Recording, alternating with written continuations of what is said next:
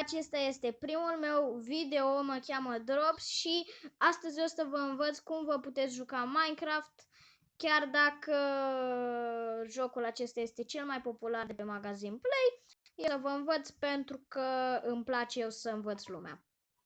Îl avem aici pe cel mai mare dintre fani, un noob care nu știe să joace Minecraft. L-am adus aici.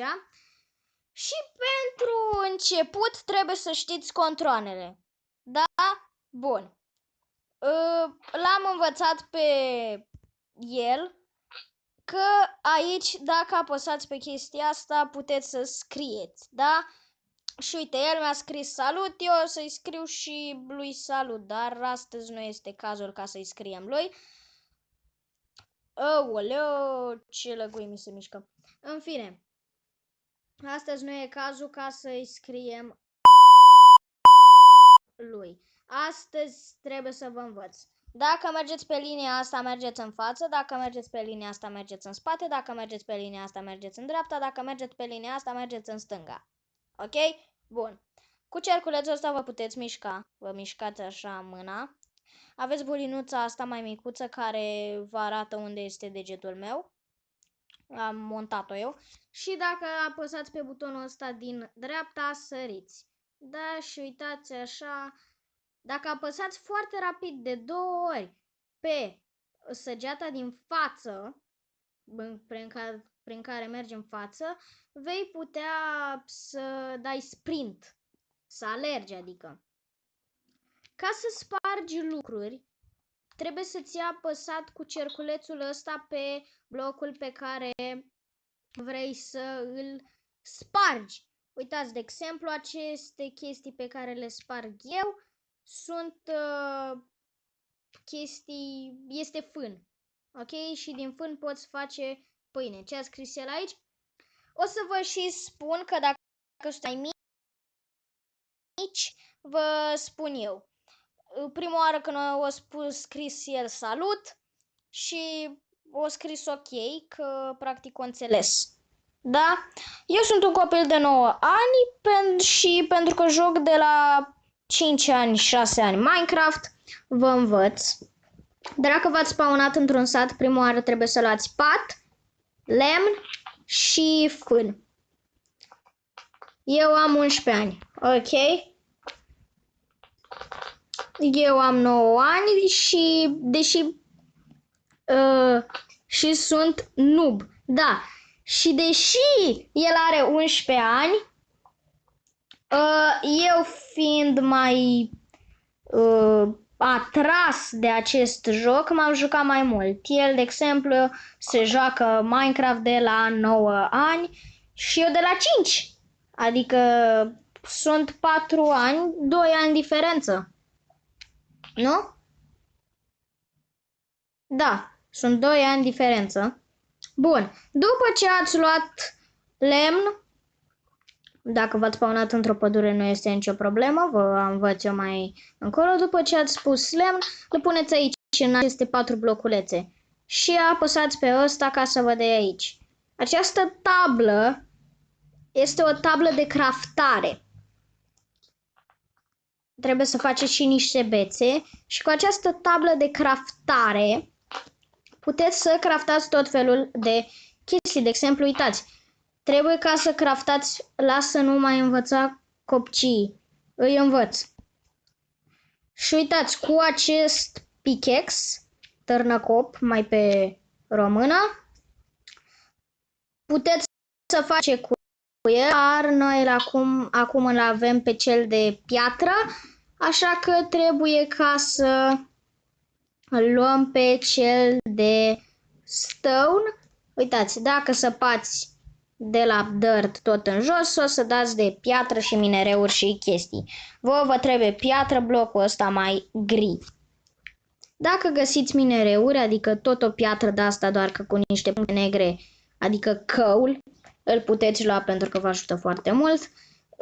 La fel o piatră cu chestia, cu puncte albastre sau de culoarea pielii. Băi! Și am uitat cum să-ți spun ție. A, da, și mai întâi trebuie să luați ironul, care e piatră de culoarea pielii, și după luați diamantul, care ardei. Ok. El este ardei, doamnelor și doamnelor.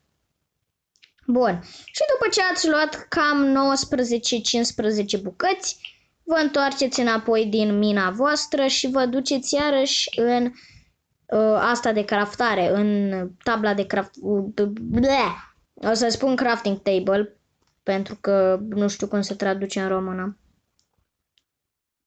Dacă ați citit descrierea...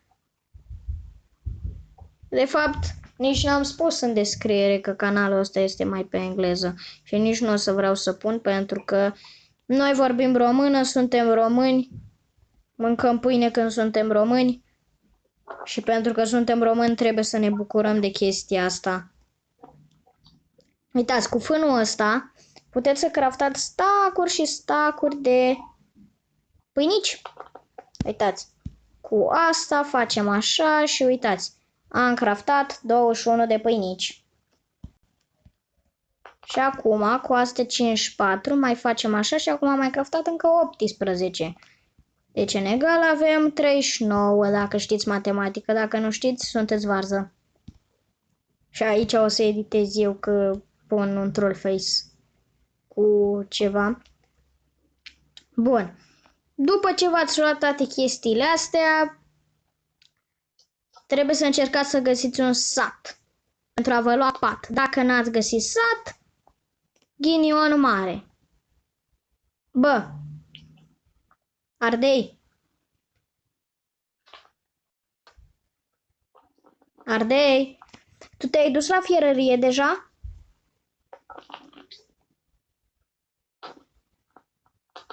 Deja te-ai dus la fierărie? Nu. Ok. Pentru că aceasta este fierăria doamnelor și maimuțelor. Și aici editez iar. Bun. Și în această fierărie puteți simțit. Nici nu vreau să mă duc. Bă, dă diamantele!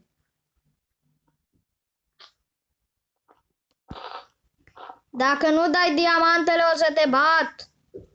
În fine, doamnelor și maimuțelor, nici nu ne trebuie diamante, ok? Bine. Uitați, dacă nu aveți pat, trebuie să omorâți oi. Oițe. Dacă omorâți oițe, 3 oi, vor da 3 lâne. Și din acele 3 lâne veți putea...